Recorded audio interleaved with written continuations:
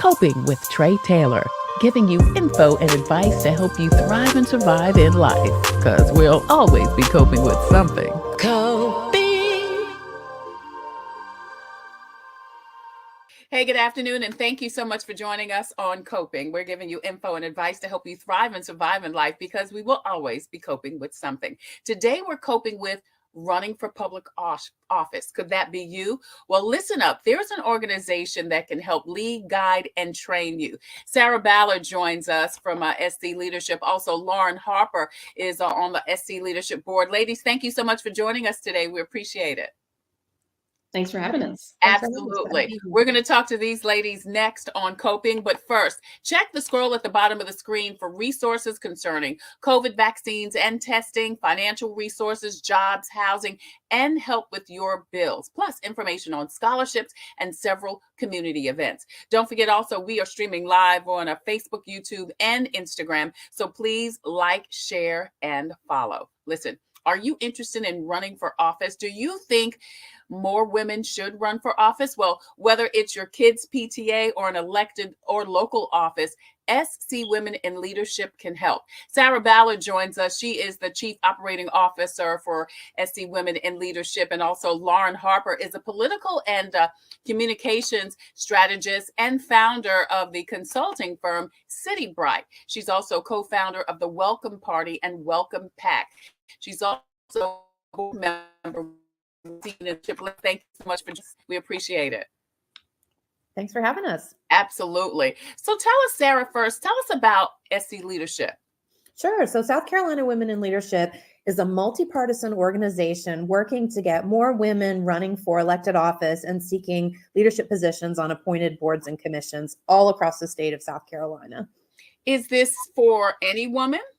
It absolutely is for any woman. And we say multi-partisan. And last summer, someone said, I think y'all made that word up. And I never thought about it before.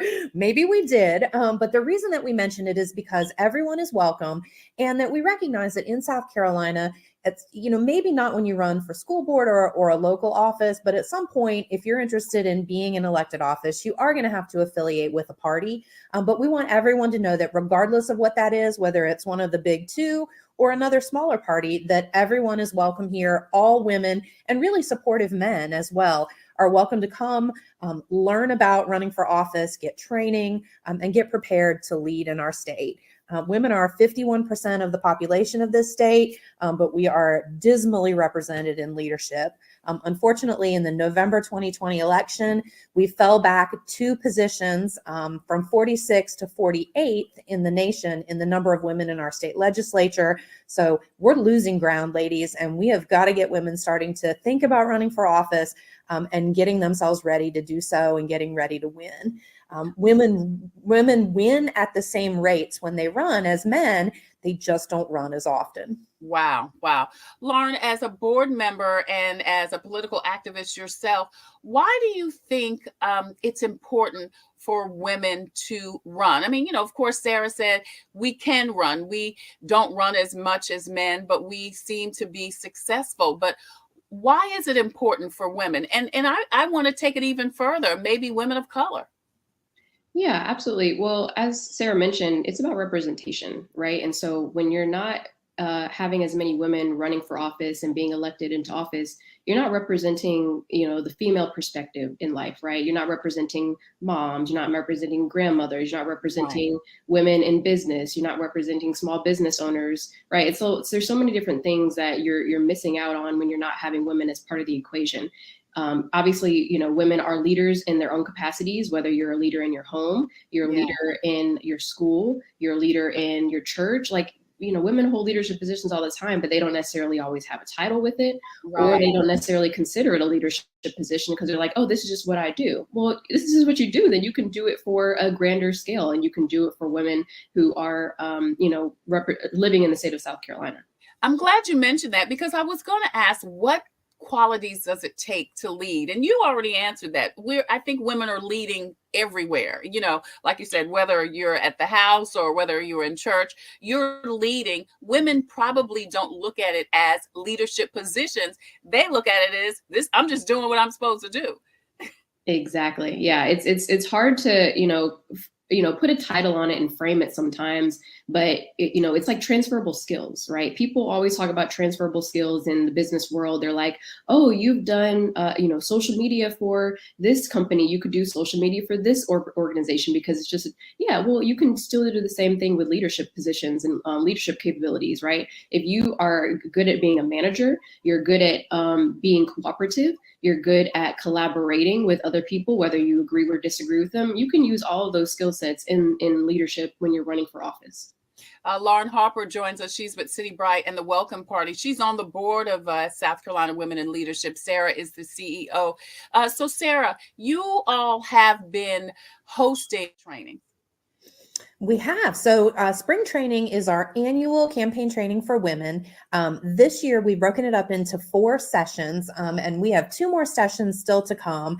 But we're covering, fundraising. We're covering how to get your campaign organized. Who do you need on your campaign team? What's your message? How do you develop your platform? How do you talk about that message to the media? What do you need to do on social media to make sure that you have all of your ducks in a row so that you're putting your best foot forward? And we're going to wrap up. So we have sessions upcoming, still plenty of time to register, on March the 11th and March the 18th.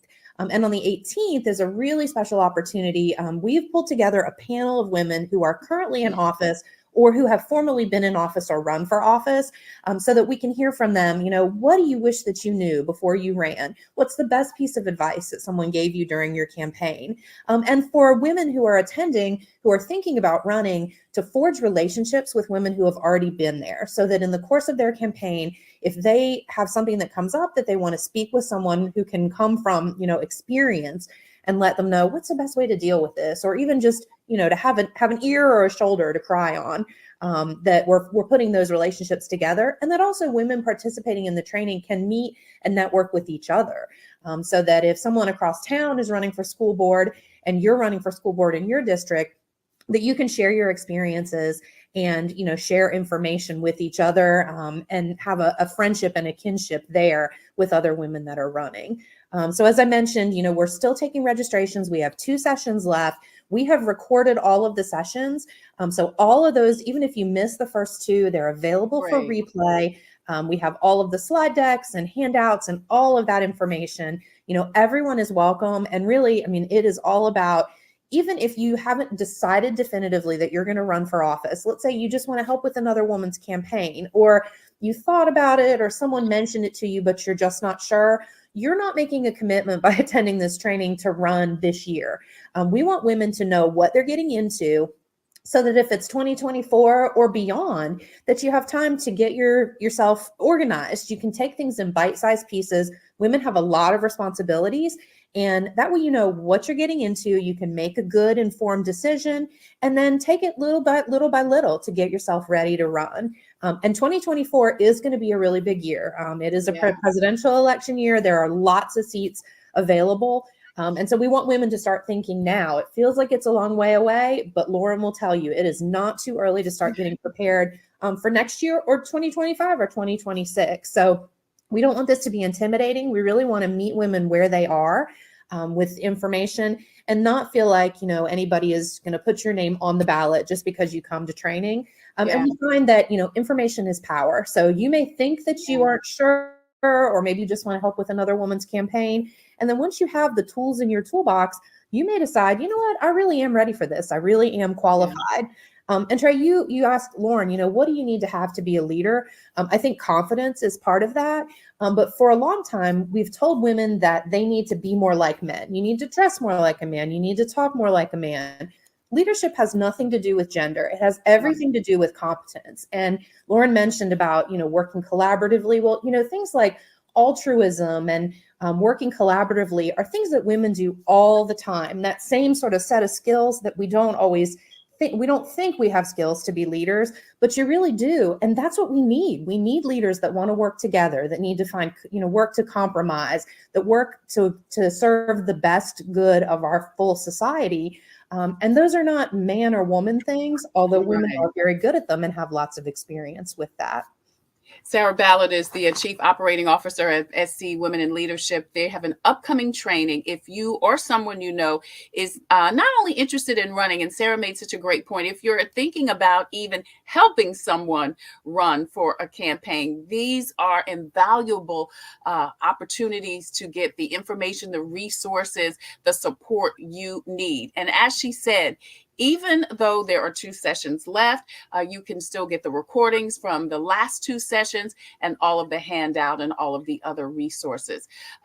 Lauren, you are a board member with SC Women in Leadership, but you're also with City Bright and the Welcome Party. Tell us about those 2 organizations that you founded and co-founded. Absolutely. Yeah, I've been grateful to work with SC Women in Leadership because I have lots of great colleagues there. But in my other time that I'm not doing their stuff is I have a consulting firm called City Bright where we do communications and political consulting, and then also co-founder of the Welcome Party and Welcome PAC, which are organizations that essentially work to make a big tent Democratic Party. So we are partisan in our work at Welcome Party and Welcome PAC, but we essentially try to expand the electorate for Democrats by encouraging candidates to run as, different from what the national brand is perceived to be, and be able to welcome in, like as Sara mentioned, welcoming in more voters to vote as Democrats, whether you're independent voter who is more conservative leaning or you're moderate Republican who doesn't necessarily uphold Trumpism. We want to make sure it's a welcoming party so that you can find your place there. Yeah, great. People can find more information about both City Bright and Welcome Party. The information, the websites are on the screen, and also Lauren's information is on the screen. Before we leave, Sara, is there a cost, and where and when can people register for the upcoming spring trainings? Yeah, so all the information about the upcoming sessions and registration are on scwomenlead.net. That's scwomenlead.net. There's a banner right on the top of the homepage that's going to take you right where you need to go. There is a nominal cost of $25 for each of the sessions. However, we do have scholarships available. So there's information on there how to contact us if you would like to request a scholarship. Again, we want to make sure that everybody has the opportunity to attend. We are doing in-person locations in Columbia, Charleston, and Greenville, but you can also attend virtually if being able to get to one of those locations is a barrier for you. We do encourage folks to attend in person. You make a lot of connections networking, and the discussion is, we all know it's a little different when you're in person than it is virtually. Yeah. But it's still plenty of time to register. Do it soon. And we would love to have you there. We would love to have women that are in all, like you said, all different places and thinking about running, know you want to run, wherever you're coming from. There's going to be information in here that's going to be valuable to you to figure out what your next steps are. Awesome. You can see all of that information on the screen. As Sara said, this is statewide, so it doesn't matter where you are in the state, upstate, downstate, PD, low country, you can attend, whether it be virtually or in person. Whatever you do, don't forget to log on to the SC Women Leadership website, get the information, and share the information widely. Sara Ballard and Lauren Harper, thank you, ladies, so much for joining us. Thank you so much for being part of organizations that help to uplift. Lauren, would love to talk to you again about this upcoming primary in South Carolina being in the #1 slot. So we'll see you hopefully very soon on Coping. Sara, Lauren, thank you so much for joining us today. We appreciate your advocacy. Thank you. Thank you. Thanks, Tre. Absolutely. Yeah. So listen, if you have a story or initiative that could help someone cope, please email booking@copingwithtretatailor.com. If you have a product or service that could help someone cope, email copingwithtretatailor@gmail.com. We would love for you to be a proud sponsor, just like In It Together SC, Javis Financial Services, Computers Unique Dutch Square Mall, the Fifth Circuit Solicitor's Office, Attorney Byron Gibson, the Comet Bus System, and also Black Pages Black Expo. Computers, they're a part of our everyday lives. But when they're not working, they're an everyday problem. So call Computers Unique, your everyday solution. 803-351-5821. Is your computer running slow? Won't turn on? Do you need a screen replaced? Or maybe you just need another computer? Well, Computers Unique is your one-stop shop for all your computer needs. They have a wide variety of new and pre-owned PCs, Macs, and tablets. So call Computers Unique Dutch Square Mall. 803-351-5821. 803-351-5821. Hello, I'm Carolyn Sawyer, an entrepreneur and caregiver. Part of taking care of your health is knowing if you're at risk of type 2 diabetes. Prediabetes is serious and puts you at risk for developing type 2 diabetes. Up to 90% of South Carolinians who have it don't know they have it. Visit inittogethersc.org. Take an online test to find out your risk and join a diabetes prevention program. This message brought to you by the Diabetes Action Council of SC. Hi, I'm Tre Tailor. We'll always be coping with something, but God is always with us. Today's devotion says, when something in your life or thoughts make you anxious, come to me and talk to me. Thank you, Jesus, for this opportunity to trust you more. That's what we should say. Though the lessons of trust that I send you come wrapped with difficulties, the benefits far outweigh the cost. Well-developed trust will bring you many blessings, not the least of which is my peace. I have promised to keep you in perfect peace to the extent that you trust in me. The world has it backwards, teaching that peace is the result of having enough money, possessions, insurance, security systems. But my peace, God says, is such an all-encompassing gift that it's independent of all circumstances. Though you lose everything else, if you gain my peace, you are rich indeed.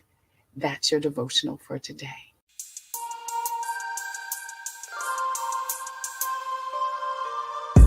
Coping, find peace of mind to survive through whatever.